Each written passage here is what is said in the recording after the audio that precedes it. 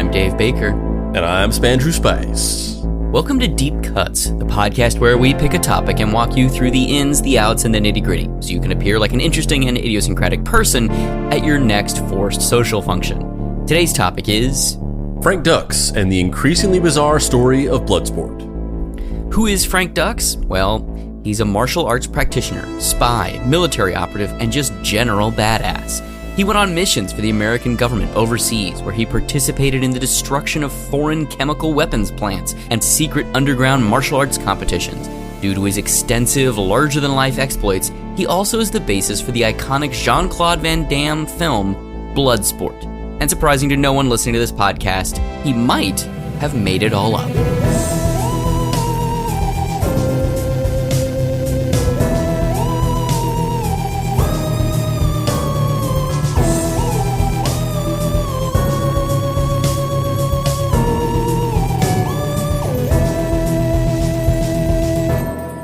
Act 1.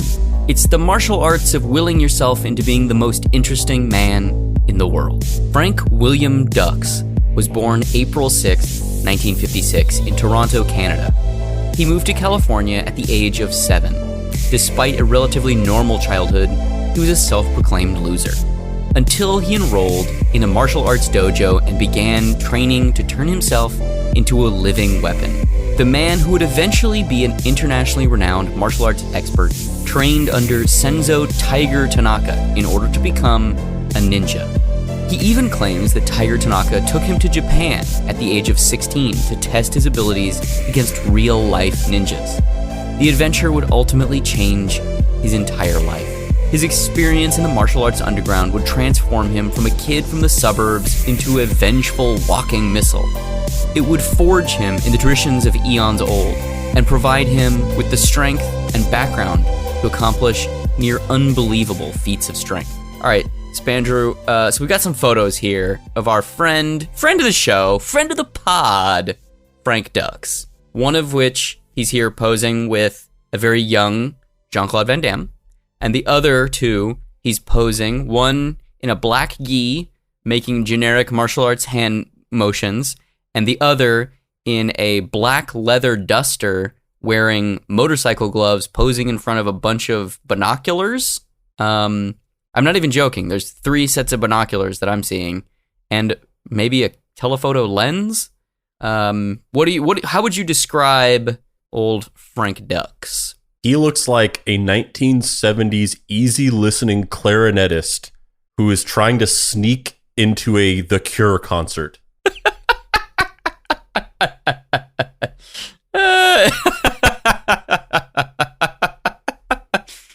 Easy listening clarinetist. That's a pretty good explanation for his vibe. I would say, so, you know, he looks to be about a 6 foot tall Caucasian man, probably 200, 220. I mean, to be fair, in the picture with Jean-Claude Van Damme, he looks more like a martial arts guy. But in the other pictures, it's what I said. It looks like his idea of living life on the wild side is like drinking non-pasteurized milk. And then this is his idea of how dressing like a badass is. Yeah, he looks very much like the type of Frank Dux gives off extreme, recently divorced single dad trying to hit on somebody at a PTA conference. Yeah, Frank Dux has a real, so you come here often vibe, but he's usually saying, so you come here often at like the grocery store meats aisle. Yeah, he looks like he would utter the phrase, "This big wheel is kicking my ass" on Christmas Eve. Yeah, he's the type of guy that gets irrationally angry over IKEA building instructions. Caucasian guy, thin face, kind of close set eyes, dark brown hair, and one of them he's got like a mini mullet. And in the photo with Van Damme, he's got like the quintessential 80s, I'm definitely not an undercover cop mustache. Yeah, I mean, honestly, the evolute, like between these pictures, like it looks like somebody who has made the evolution into his like dark phase. Like in the first picture, he looks like a divorced dad taking taekwondo lessons on the weekends because there's a guy at work who's giving him shit, and it's not that he would ever actually fight him, but he just wants to have the thought that if he ever did have to fight him, he wouldn't just get his ass handed to him in 2 seconds. He would at least be able to like pretend like he could fight back. And then in the second picture, he looks like he did get into the fight. The taekwondo lessons did not help. He got his ass handed to him. It gave him this new dark outlook on society, and he's turned into like the 1980s version of like an edgelord. Yeah, dude. like this last photo of him in the trench coat with all these binoculars and shit seems like the type of photo that would be in like a conspiracy theory anti-surveillance zine, you know? Like the zine is called 1984 or something, and it's like, we have an interview with Frank Dux, security specialist. And it's like secretly just like an ad for some kind of binoculars or listening device or something. Yeah. I mean, he's seen some shit between these two pictures, or not, and he's pretended like he's seen some shit. In 1975, Dux enlisted into the Marine Corps, but unknown to anyone in his life, he was secretly conscripted into a 60-round martial arts kumite tournament. Astonishingly, he was the first Westerner to win the tournament and set the world record for most consecutive knockouts, 56.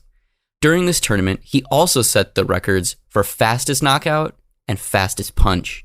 Following this outlandish performance, he quickly moved through the Marine Corps ranks and was accelerated through training to become a CIA operative.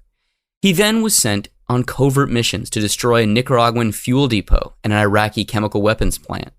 He was granted the Medal of Honor in secret for his brave displays of heroism. Believe it or not, the prize for winning the Kumite tournament was a sword and a small trophy. What happened to the sword, you ask? The only tangible proof that he's not a big old-fashioned lying liar.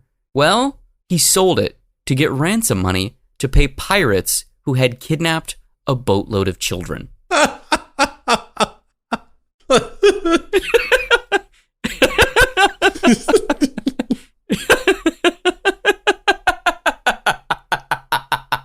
Can you imagine him at just like a local like Indonesian pawn shop or something, and they're like, what do you want to sell? And he's like, well, I've got this fucking katana. Why do you want to sell the katana? To rescue a boatload of orphaned children from pirates. Did I mention pirates? All right, Frank. So you've hired me to be your new image consultant and to craft your identity for you and help you basically like present yourself to the world as Frank Dux, secret CIA assassin. So I've come up with a list of backstory elements here. So just read through these. I think that this is I spent a lot of time on this. I think this is a really good way to come out and, come at it. And I think you'll see that it's like, it strikes a perfect balance between like being really subtle, but also like, really selling your heroism. So I read over the backstory, and I think that have you ever heard the term "crank it to 11"? I love it. So where does a spook like this go once he's on top of the world? Well, usually there's nowhere to go but down, and down usually means missing in action. But that wasn't the life Frank Dux would lead, and it definitely wasn't going to be his end. So he returned to the valley, his homeland. He took upon himself a simple life of teaching martial arts back in California.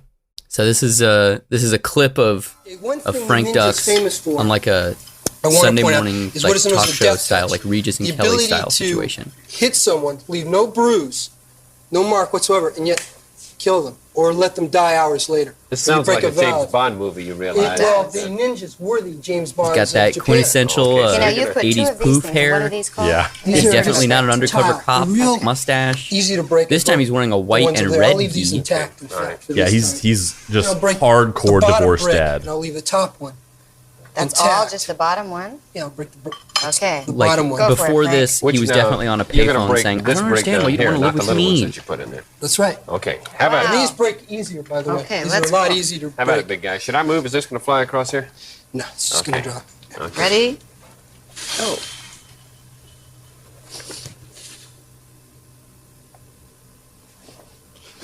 Give me real James Heydrich Heavens. vibes. Hey, and I will demonstrate. These two, not broken, ladies and gentlemen. It was basically he punches it and it shatters. So stupid. That's the whole demonstration. He just goes on Sunday morning shows, Saturday morning show, whatever it is, and he's like, yeah, check it out. I could punch a brick and it'll break. You know, it's somebody who spent like years as a secret underground CIA operative, you know, operating in hostile territories, spying, taking down enemies, rescuing boatloads of children does or wants to do, is go on morning talk shows and just like break a brick. That's definitely what they want to do and give any shit about doing. And here's where things get interesting. While back in California, a screenwriter named Sheldon Lenich started reading articles about his daring exploits in Black Belt magazine, and after interviewing Dux, became completely enthralled by the idea of kumite and the idea of a martial arts tournament to the death, which led to the iconic Cannon Films release, Bloodsport. Centering on Jean-Claude Van Damme, the film follows a character named, wait for it, Frank Dux. The film was a massive success and breakout vehicle for Jean-Claude Van Damme, starting one of the most successful action careers of all time. The film ends with a title screen that reveals everything you've just seen was real and based on Frank Dux's actual accomplishments. Audiences loved it, so much so that it not only spawned JCVD's actual career, but a franchise. 3 sequels were produced, none of which starred Van Damme, and a remake was also in the works, with V for Vendetta's James McTeague set to direct. However, it fell apart. And not only all of that, not only did they make this movie based on Frank Dux's alleged life, but also he directly inspired and led to the creation of the Mortal Kombat franchise.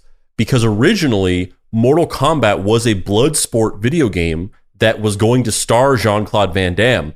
The licensing deal fell apart, and so they spun it off and created like a fictional new IP based on the idea of a martial arts tournament. They added in the supernatural element and made it this sort of like magical underworld thing. And the character of Johnny Cage is a direct parody of Jean-Claude Van Damme, where they were kind of like poking fun at him because they sort of blamed him for the whole licensing deal falling apart. I mean, 1, I love Johnny Cage. 2, I love Jean-Claude Van Damme. 3, I love Mortal Kombat. 4, I want to love Frank Dux. What? How could you not? He saved a boatload of children, Dave. He sold his sword for a boatload of children. The sacrifice.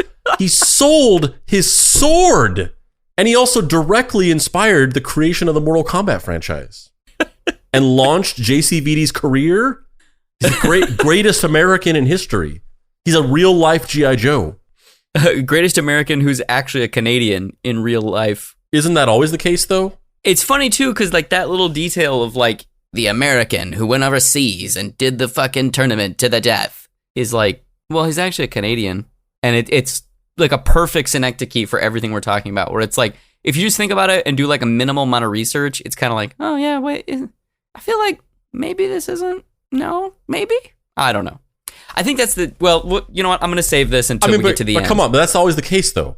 Greatest American rock star in history, Bryan Adams, Canadian. Greatest comedian in all history, Seth Rogen, actually Canadian. Justin Bieber, actually Canadian. Yeah. Greatest American church-going Christian guy, Justin Bieber, actually Canadian. Joe Shuster, creator of fucking Superman, actually Canadian. I like how mine were like clearly like these aren't the greatest of this, and then yours was like a real one. I mostly just the I was gonna say Jim Carrey next, but then I actually just started thinking of like, you know, actually like fucking, you know, Joe Shuster was from Toronto, or the sticks outside of Toronto, I guess. Isn't Todd McFarlane from Canada, or does he just live in Canada? Yes, he's also from around there. Yeah. Greatest American ever. Toddy Mac, the Todd Father, the Toddster, El Todderino, Big T. Canadian. Fucking Canadian. Leslie Nielsen is Canadian. I'm running out of people. I got you. Aren't you from Canada? Yeah, by way of Spaswell, New Mexico. In New York. I was born. Spaswell, New Mexico, and New York, where everyone. I was born in Canada, I was born in Toronto, Canada. At the age of 7, I moved to Spalswell, New Mexico. And then when I turned 19, I moved to New York. And that's where I was until I moved out here to the Mystery Treehouse. Right. Forgot. So, we got this image here that is a screen grab of the final title card in Bloodsport, and it's a shot of Jean-Claude Van Damme doing like a martial arts salute, and the text over it says, from 1975 to 1980, Frank Dux fought 329 matches. He retired undefeated as the world heavyweight full contact Kumite champion. And then there's another title screen after this that has a bunch of his accomplishments. What was your first experience with Bloodsport? Do you like the movie? Did you see the movie? Have you seen the sequels? Yeah. I love Bloodsport. I mean, I love JCVD. When I was a kid, it was actually I didn't actually ever really like get a whole lot of culture from my stepdad. He wasn't into many things that I was into. He was into sports. I had no interest in sports. But the one thing that my stepdad was a fan of was Jean-Claude Van Damme movies. And I feel like it's funny because I feel like my resting place is Arnold Schwarzenegger movies. Like that's my real like resting place of like movie comfort. And those were the movies I was really into. I was a huge Schwarzenegger fan. Which as a funny side note, I realized how difficult it must be for people who didn't grow up in the 90s to understand why Arnold Schwarzenegger means so much to us. Whenever I went to a screening of this movie, like it was like 4 or 5 years ago, or 5 or 6 years ago at this point. We went to this advanced screening of this Arnold Schwarzenegger movie. I forget the name of it, but it was like a drama where his wife and daughter died in a plane crash because an air traffic controller played by Scoot McNairy like made a mistake that caused a plane crash. And then it's basically this movie about like Arnold Schwarzenegger grieving his family while Scoot McNairy's character like comes to grips with having caused this accident and killed all these people. And we saw this advanced screening of it. And at the end, there was a focus group. And this friend of ours, who's like a younger guy that was there with us, he's a much younger guy. So he did not grow up in the 90s. He was born in like mid to late 90s, and his earliest memories are probably of the 2000s. And there was a screening, and they were like, is there any like questions or thoughts or anything that you wanted to give? And he raised his hand and he was like, yeah, or no, he said, was there any thoughts you had about Arnold Schwarzenegger's performance? And he raised his hand and he said, yeah, why didn't you just get a different guy? And like everybody started laughing, and he was like, I just don't understand it. He's like, he's not a good actor. Like, why did you cast him? He's just like, he's not good. There's like so many good actors you could have cast. And I was like, stop. Like, that's not the kind of questions they're asking for. They don't want you to like give feedback on like fundamentally changing the movie in ways that cannot be done and are irreversible. But it made me realize, it was like, oh yeah, like if you did not grow up in that time, like it must be so bizarre that people are such huge fans of Arnold Schwarzenegger. He's such a weird, just presence as an actor. But I was a huge Schwarzenegger fan. So my stepdad introducing me to Jean-Claude Van Damme movies was almost like a little like offshoot. And I actually grew to appreciate JCVD like more later on. I became a much bigger fan of him when I was in like high school and stuff like that. But I did watch a lot of these movies on VHS when I was a kid. The Kickboxer, Bloodsport, and I don't think I did watch the sequels. I think I just watched the first one, but I did like it for sure. I feel like Jean-Claude Van Damme movies, in my mind, even if this isn't true necessarily, if like Arnold Schwarzenegger movies were like these big sort of almost family friendly like blockbuster type movies, Jean-Claude Van Damme movies were like smaller, way more violent movies. I don't even know if that's actually true or not, but that's kind of how I thought of it. Yeah. I mean, I love Bloodsport and Kickboxer and the movie JCVD. And oh yeah, that movie is fucking like, not only is that movie great, but also like, who would have known that Jean-Claude Van Damme is actually a genuinely good actor? Yeah, he's amazing in the movie. And also, you know, I'm not gonna lie, I've got a soft spot for that terrible fucking movie Double Team.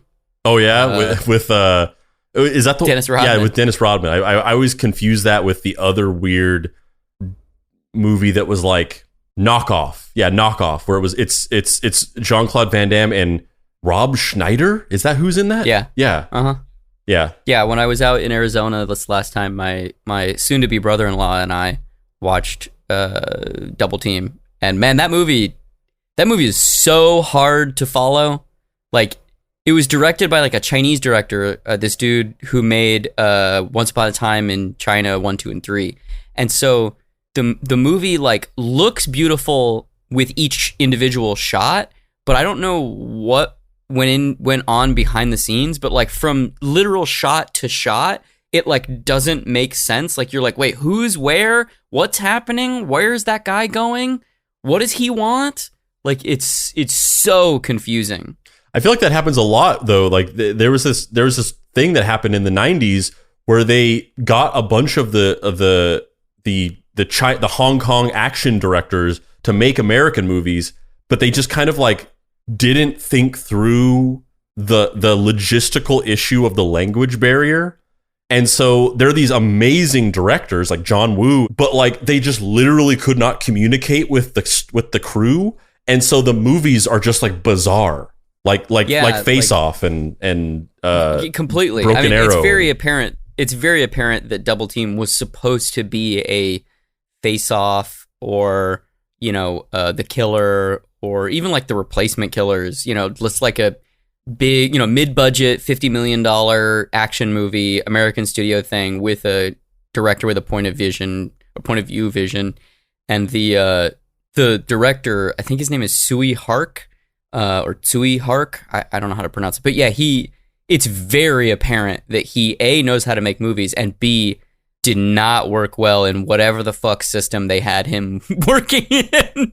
Because there's a scene where Jean-Claude Van Damme and Mickey Rourke, who plays the villain, are like squaring off in this like carnival, and there's all these people shooting guns, and it's so confusing of like who is shooting at who, why are they shooting at who. It's just like close-ups of people holding guns pointing in different directions, and you're like, wait, is that guy in a hoodie a good guy or a bad guy? Wait, is the guy in the other hoodie a good guy? What the fuck is happening? Like, it's so confusing. And he also like does this thing where he like has close-ups here, so it's like 3/4 underneath someone's chin looking up at them, and it just gives everybody a double chin. Like you could have 0% body fat and you just look like a fucking goober when you're shot from that angle. Yeah, but I have a real soft spot for it. As Bloodsport continued to grow in popularity and cult status, and as the decades ticked on, one thing became exceedingly clear to hardcore fans of the project. The details didn't quite add up. As much as everyone wanted to believe Frank Dux's book, The Secret Man, an American warrior's uncensored story, was the gospel of what had actually happened, it just seemed like things weren't fully there. The way you know that a story is true is the longer the book title, the more true it is. Yeah. Yeah. When you really have to, when you're so insecure that your book title is just like a self-insulating like contract clause expressing the validity of your own story, you know that it's the truth. Frank Dux's book, The Secret Man, an American warrior's uncensored story that is definitely true, and any attempts at calling its validity into question will be met swiftly with legal action. : my dick is huge.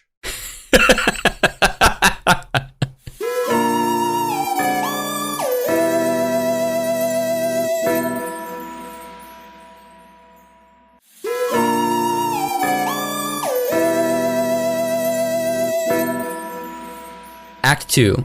Let's do JJ Arms, but make it really muscled and screamy. As interest in Bloodsport grew and technology evolved, lying got harder. With a quick Google search, fans uncovered the fact that Dux's military record indicated that he never was stationed anywhere outside of San Diego, California. The only injury he ever suffered was falling off of a truck that he was told to paint. and the medals that he had in his possession were presented with mismatched ribbons the Marine Corps just simply doesn't use. Okay, with these famous lies, the level of how big and how extravagant the lies are is like exactly correlative with how embarrassing the truth is. Like when you hear the truth of it's always something like that. When there's like this big lie, like somebody lied about their lives, the reality is always like, in reality, his penis fell off when he was 17 years old, and he had to get a stick sewn on in place of it so that he could pee standing up. Like that, it's always something like that. Like with the bigger the lie, the more like weird and humiliating the truth is. I got hurt falling off of a building I was painting. It's not even that. I got hurt falling off of a truck I was painting. Dux's medical files include notes that on January 22nd, 1978, he was entered into a psychiatric facility because of, quote, flighty and disconnected ideas. What exactly does that mean?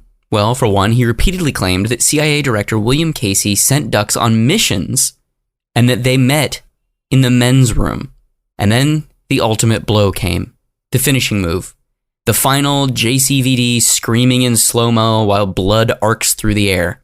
A journalist uncovered that the Kumite trophy that Dux displayed was made at a local hobby shop in the San Fernando Valley. Oh my God. Shocker of all shockers. It wasn't real? It was just It was real to me. Bullshit trophy that he had made in the valley where he lived and clearly was like just a scam artist who was running a dojo like all these fucking scam artist dudes do. People came to Dux asking for proof. They wanted to meet Tiger Tanaka. Dux responded that Tanaka had died July 30th, 1975. The state of California does not support that assertion, however. And this is where the obvious comes into play. After asking multiple members of the Japanese martial arts community about the presence of Tiger Tanaka and receiving no valid response, Shoto Tanemura, a ninja master, pointed out that Tiger Tanaka is the name of the ninja spy that James Bond teams up with in You Only Live Twice. Bro, I am not gonna front. When I was doing this research and he was talking about Tiger Tanaka, I immediately was like, Tiger Tanaka, like the fucking operative in Japan that Bond meets in You Only Live Twice?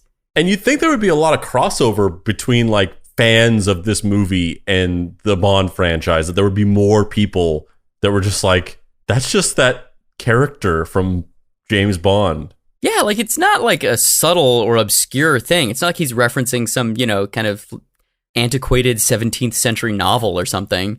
He's referencing like a pop spy novel that got turned into one of the biggest films of all time.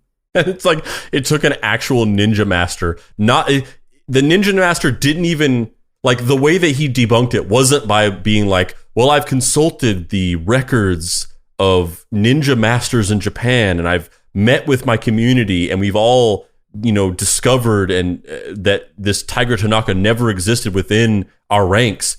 It was just him being like, yes, I happen to be a ninja master, so I get why you're asking me to debunk this, but like, that's just a James Bond character, bro. Like, you didn't have to ask like, me.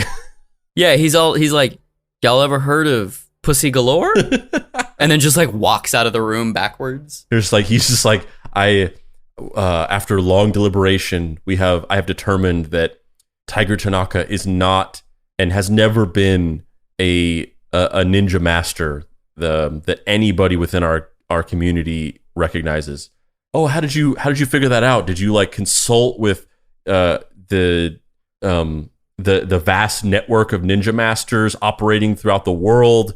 Did you look at some records that are being kept by some sort of like record keeper within the ninja community who's been passing this down from generation to generation?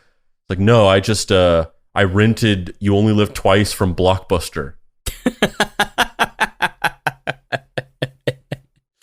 But you know what? Maybe we're just painting things in a weird light. Maybe Frank Dux isn't a piece of shit liar cut from the mold of people like J.J. Arms who tried to swindle their way to the top. Maybe he's a real martial arts master. Let's play this clip of him talking when he's asked how real his statistics and records were at the end of Bloodsport, and let the audience make up their own mind. Let's start here, Frank. So I want to really address the kumite. Let's make sense of it with the audience, because there's a lot of things out there with kumite math and other claims. But just to start at the very beginning here, the information at the end of Bloodsport, where and I'll just reference it here, where it says from 1975 to 1980, Frank W. Dux fought 329 matches, retired undefeated as the world heavyweight full contact kumite champion, still holds 4 his name world is pronounced records. Dukes. Fastest knockout, fastest punch, I'm fastest saying kick. Dux this whole Most time. consecutive knockouts Oh, well, it's all bullshit anyway. Fuck me. Fuck me. His name is pronounced Dukes. God damn it. in a single tournament, 56. So just a simple question. Is this actually true, or was that something the producer wanted to put on the film? You got to understand, you can't compare apples to oranges, okay? This is not MMA. Mm-hmm. This is not boxing, okay? This is not tennis, all right?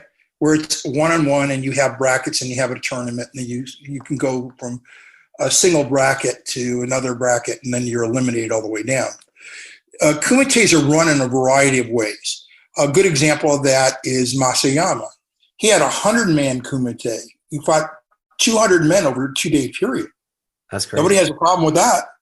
Nobody has an issue with that. Somehow I have 300 over my career span, which is dwarfed by Oyama. People find a problem with it, and that's because they're dealing out of ignorance. The kumite, just is going back to when I first talked about it in Black Belt magazine. It's a learning experience. It's a rite of passage. It's not a contest about putting butts in seats. Okay, that's really important to understand. This is not where you have headliners and you say, Mayweather, versus, Ali or whatever. Man, he's just bending over backwards to not answer this question. Together that couldn't bite together at the same time. But anyways, my point is, you're fighting in an atmosphere where you're really proving your techniques. It's a proving ground. That's what it was really designed for. It's fueled by illegal gambling. So yeah, nobody's really trying to keep records of who's there. Nobody's taking pictures because nobody wants to be ID taking part in an illegal activity, especially if they may have a job that's a public service job. They could be fired and terminated for that. You're an attorney, you could lose your license over that. So yeah, there's not much footage of it around, just for the reason that you had all this illegal gaming going on. And again, it has nothing to do with selling tickets. The whole point of it is, in my kumites, for example, I fought a variety. I showed Sky Benson, I think he described to you on the show, were more representative, like you saw in the movie Lionheart. Mm-hmm. Okay? That's kind of strong representative of some of the kumites I fought. But at the same time, I fought tournament style, which is kind of a bad way to explain it, but let me frame it in this context. In kumite, you fight, it's about endurance. It's really a test of endurance, and again, it's a proving ground of your technique. So they'll send a different guy against you, a fresh guy against you every minute. So when I fought my kumite that the Bloodsport thing was about, you basically fought 20 guys a day for 3 days. Out of that, you end up with about eight guys who they feel are the best, okay, of what's going on. And then you fight. So, Mr. Dukes, which we've now learned your name is pronounced, you said that you were able to eat 5,000 hot dogs in the span of a day.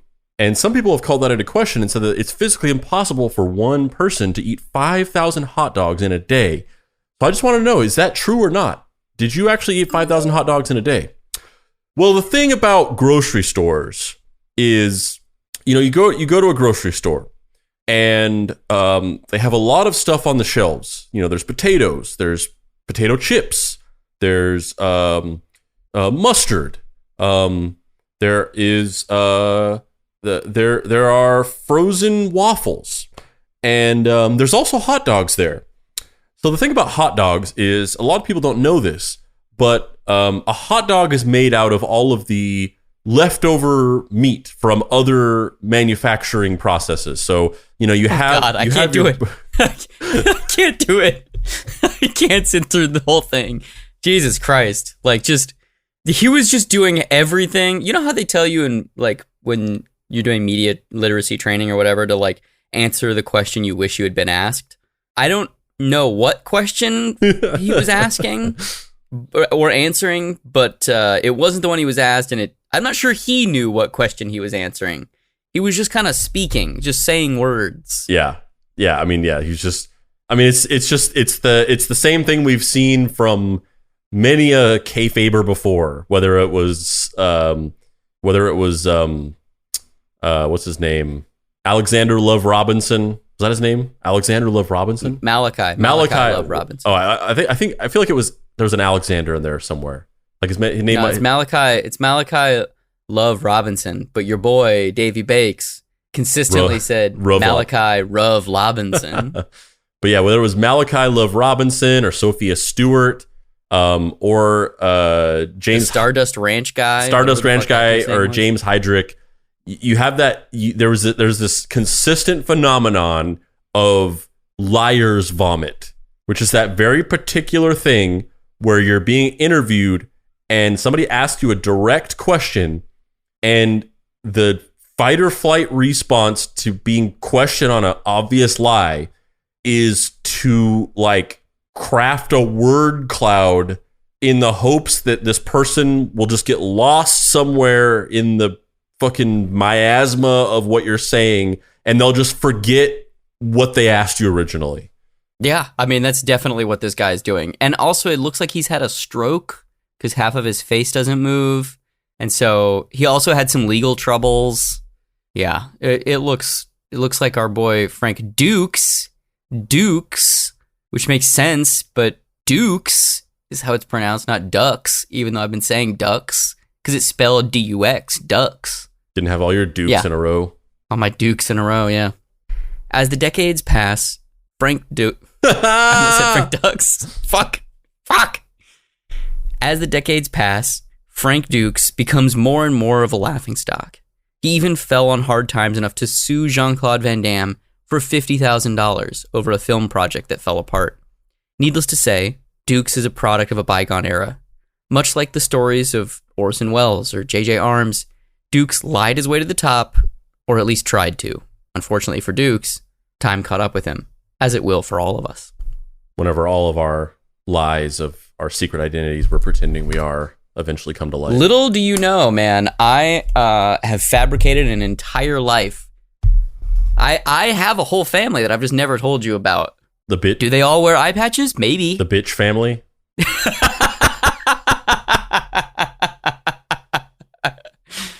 Fucking ridiculous. The patriarch of the bitch family, Spork bitch himself.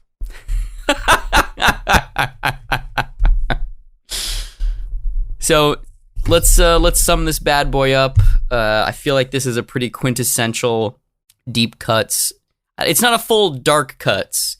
We need a name for the episodes that are focused on this persona, kayfabe, mercurial, typically a liar, business adjacent archetype. We both seem pretty fascinated with it and very interested in it. Even within that, there's even just almost like a subgenre that this fits into, because Frank Dux is not exactly an Andrew WK. He's not even necessarily the Gong Show guy. What's his name? Oh yeah. The host of the Gong Show that wrote a book, A Dangerous Mind. Yeah, because even that I would put him closer to Andrew WK than I even would Frank Dux, because he was crafting this persona that was meant to be this weird, almost like mythologizing himself. Like, I don't think he necessarily, like, he wasn't trying to like grift people on this fake lie about his life. He was almost trying to like mythologize himself in this almost like meta kayfabe way. So I would put him closer to Andrew WK than I would put Frank Dux. But I feel like Frank Dux falls in line with that JJ Arms, Sophia Stewart, that genre, which is like kayfabe con man, where it's crafting a personality specifically for like financial gain in this way, in this huckster way. Would you say it's a confabe? Confabe. That works the best so far. K-man? Nope. Fabist? Getting further away. Fabulous? I don't even know what you're saying anymore. I'm Dave Baker. That's where we're ending it?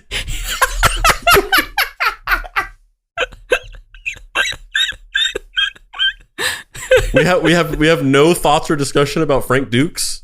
No, I'm joking.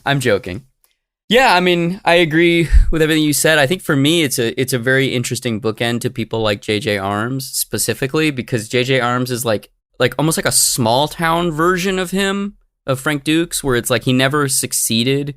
And there's something kind of even more interesting and like weird and sad and pathetic about that. And like the small stakes of it makes it a little bit more empathetic, where the fact that Frank Dux actually did succeed, got a movie made, swindled all these people, part of me is kind of like, hey, good for you, Frank Dux. They bought the story. And another part of me is like, where do you go from there? Like, now that everybody knows that it's a fake, like, at least JJ Arms, like, as this habitual liar, he's a man in his 80s now, but he's never had that big breakthrough success, so he can kind of just keep living the JJ Arms persona, and it doesn't really matter, you know what I mean? Because now it's just kind of like, oh, that kooky old man, where Frank Dux is, like, not able to do that, because, you know, the first question he gets asked in interviews now is just like, so, what's it like being a piece of shit? Yeah, well, that raises an interesting question, because the interesting thing about that is I would almost put JJ Arms in a more malevolent bucket, because JJ Arms did, and I think maybe even still does to a certain degree, basically like utilize his lies and his reputation that he's built based on his lies to like swindle people out of money, like regular people. Like, he used to take money from people saying that he would like investigate disappearances of their family members and things like that. And he utilized that whole situation where he maneuvered himself into a place where he could claim that he saved Marlon Brando's son. And he used that story, which he clearly just like paid a bunch of people to go into Mexico and find his son, and then just claimed that he did it. And he used that story, that reputation, to then go and just like get money from people to pretend like he was investigating their things, their disappearances and stuff like that, and then just didn't actually do it and just literally robbed these people.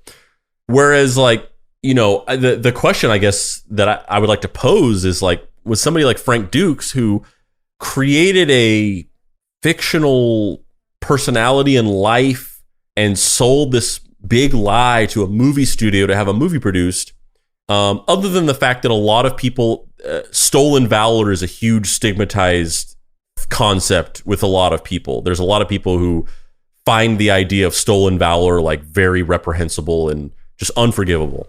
But aside from that, you know, do we think there's even anything really morally wrong with what Frank Dux has done? I can't think past the phrase stolen valor, because that would make such a good movie. Like, what if Jean-Claude Van Damme starred as older Frank Dux reconciling with these lies? Oh my God, in a movie called JCVD style? Yes, but called fucking Stolen Valor. I mean, that's amazing. We got to pitch that to him immediately. I would watch that movie in a heartbeat. Yeah, it's just it's meta like JCVD, but it's instead of him playing himself in a fictionalized version where he's an actor who gets caught up in a bank robbery where they sort of treat him like he is the JCVD from the movies. It's JCVD playing Frank Dux in real life. Yeah. and it's about how fucking sad the lawsuit is between Frank Dux and Jean-Claude Van Damme when Frank Dux was supposedly going to be brought on as a consultant for Enter the New Dragon, the remake slash sequel that fell apart that Jean-Claude Van Damme was going to star in. And it's about, it opens with like a teary scene at the courthouse where he's like, I just need these monies. All my families is in the poorhouse. He just has this thick Brussels accent. My name is Frank Dux, and I'm here to tell you I need this money for my 17 children. They were kidnapped by pirates, and I sold my sword. But now they're all dead, and I need this money to help them out. And the lawyer's like, you sold your sword to save these kids, but now the kids are dead? What are you saying? And he's like, all I can tell you is that I earned this valor. It is not stolen. Title card, stolen valor. The question is, who plays Jean-Claude Van Damme? Does a different actor play him? Oh no, it's Frank Dux. Himself? It's the real life Frank Dux. But like, that's not going to happen though. So what's the real thing? Because Frank Dux is not going to be a part of, he's not going to be a part of this project. I don't know, man. I think it would be pretty fucking dope if Frank Dux, he doesn't have to have any lines, but he can just be like a retired action movie star, and he can, be walking out of a courthouse, and somebody's like, Mr. Jean-Claude Van Damme, Mr. Jean-Claude Van Damme, I hear you're being sued by Frank Dux. And he's just like, and gets in a car and drives off. That's his only appearance. Yeah. It's like a Stan Lee style cameo. I mean, I love that. Got to do that. Got to cut this out and so nobody can steal the idea and then go pitch it to JCVD like tomorrow. Stolen valor, JCVD. But come on. But do we think? I mean, Sophia Stewart. The thing that's so fucked up about her is that she was trying to steal credit for work from people who did the work. She was trying to diminish the role of the artist who created something and pretend like she was the one who actually secretly created it, and they were charlatans. The crimes of James Heydrich are obvious. Like I said, JJ Arms was like ripping people off. Do we have a huge problem with Frank Dux crafting a lie so that he could sell a movie idea? I mean, I think on one hand, yeah, it's kind of harmless, and on the other hand, because there are all these other people involved that, screenwriters that vouched for him, a public that theoretically believed this story, and then they eventually had the rug pulled out from under them. It's definitely not the same as swindling people out of their life savings. But yeah, I don't think it's cool. I think it's shitty. I'm not into it. Are you? It's not that I'm into it. It's just that conceptually, I feel like the idea of crafting a fictional reality and persona for yourself is something that's totally up our alley. And then the negative part of it is inevitably the way it hurts other people. And in this case, there's less of that than there are in these other situations. Like Malachi Love Robinson, where he's stealing from people and practicing medicine on people when he is not licensed to do so, and so on and so forth. Yeah, I think there's a difference though between creating a fictionalized version of yourself and that being a subtle thing. I don't know that everybody knows that Andrew WK is a character, but the character he's playing is a character. That's not who Andrew Wilkes Cryer is. The fucking character. Frank Dux isn't a character. He's just a crazy person from the Valley who claims to have done shit, Yeah. I personally am not into this. I feel like it's different than, it's funny too, because I don't know why I have an easier time swallowing the JJ Arms stuff, even though JJ Arms is doing more, he did more reprehensible stuff, but it also comes from pain and hurt people. So I understand this poor kid from middle of nowhere, Texas, got his hands blown off, and his coping mechanism was to build out a fake persona where he was a literal James Bond superhero that every woman wanted to sleep with. And for Frank Dux, it kind of just seems like a sad kid from the suburbs who maybe not is mentally ill. So you're not into my idea where we go to Universal and in order to sell the Stolen Valor, we pretend like we are Frank Dux, who's actually just two boy detectives in a trench coat. Oh no, I'm definitely into that. Oh, okay, cool. 100%. All right, awesome. Well, let's do it. I'm Dave Baker. And I'm Spandrew Spice. This has been Deep Cuts. If you'd like to find me on the internet, you can do so at heydavebaker.com, or you can find books like Fuck Off Squad, Everyone's Tulips, Star Trek Voyager 7's Reckoning, Action Hospital, all kinds of stuff. If you're going to San Diego Comic-Con, you should swing by booth 2203. Well, I will be there selling comics and merch, and specifically my new book, Halloween Boy, which is a comic about a super scientist, archaeologist, who travels the world trying to help people in impossible situations. The first installment, first volume is done and will be at the show. If you like things like Buckaroo Banzai, Doc Savage, The Shadow, The Rocketeer, you'll probably like this because it's like weird and it's about the Phantom archetype style adventurer who rides a talking dinosaur. That's cool, right? Right? Spandrew, where can people find you on the internet?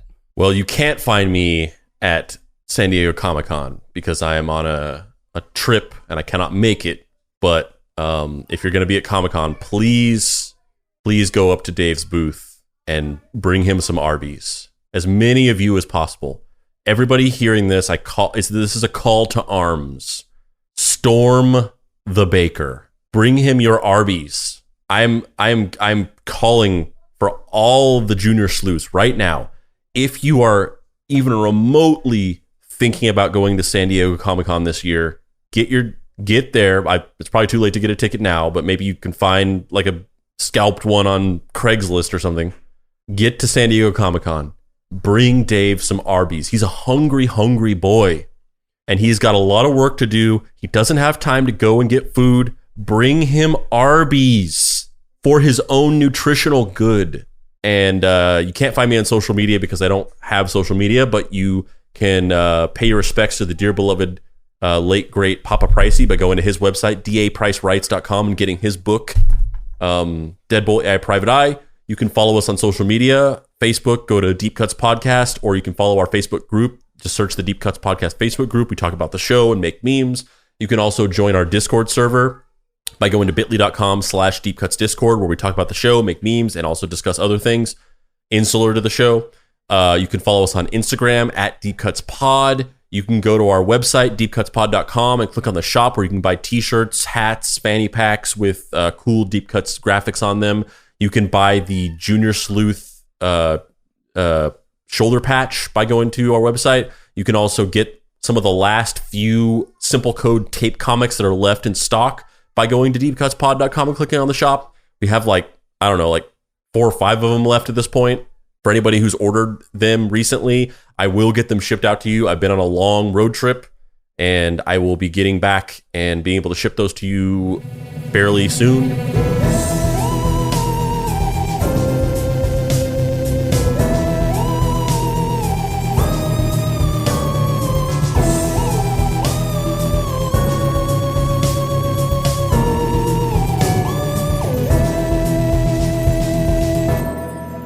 Deep Cuts is a production by Boy Genius Media. If you'd like to find this show and others like it, please visit boygeniusmedia.com or deepcutspod.com. If you want to join in on post-episode discussions, please join the Deep Cuts Podcast Facebook group. Finally, subscribe to our YouTube channel for additional video content.